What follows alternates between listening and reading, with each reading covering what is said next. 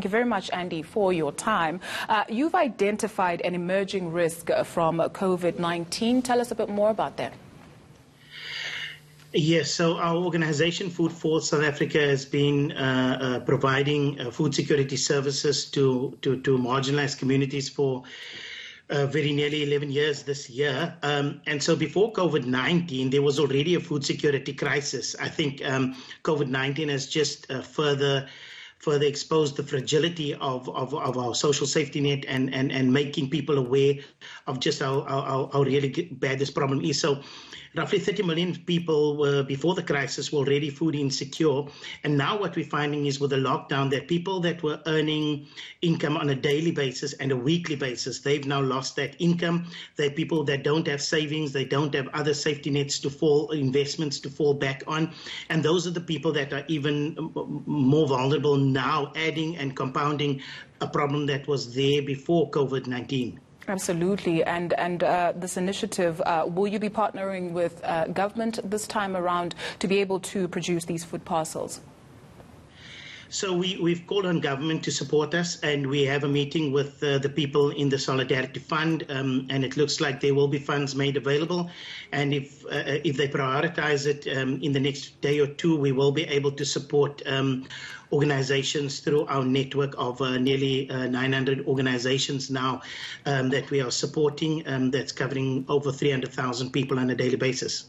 In line with countries like Rwanda, we understand some 20,000 households in Kigali were recipients to food parcels. So what goes into these food parcels, especially taking into consideration that with COVID-19, a healthy immune system is quite important?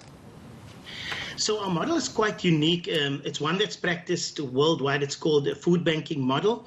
And what that involves is we take food from the supply chain. So surplus food that is surplus within the supply chain, starting from the agri sector, moving right to the retail sector and the manufacturing sector. We are able to take a surplus food in. And just for context, surplus food is not expired food and it's not rotten food. Surplus food is surplus because of overproduction, over-ordering, incorrectly labeled goods, damaged goods, and then short-dated goods. So because of the complexities of our supply chain, those goods are surplus in the supply chain. And we've got amazing partners, generous partners in the supply chain that donate that food to us on a regular basis. And so that food is what we redistribute to beneficiary organizations throughout our national network. We've got branches across the country with warehouses, cold chain capability, and of course a large logistics infrastructure to be able to support that. And roughly 80% of the food that we provide is nutritious food. What we're finding now with COVID-19, though, is that the need has just escalated horrendously.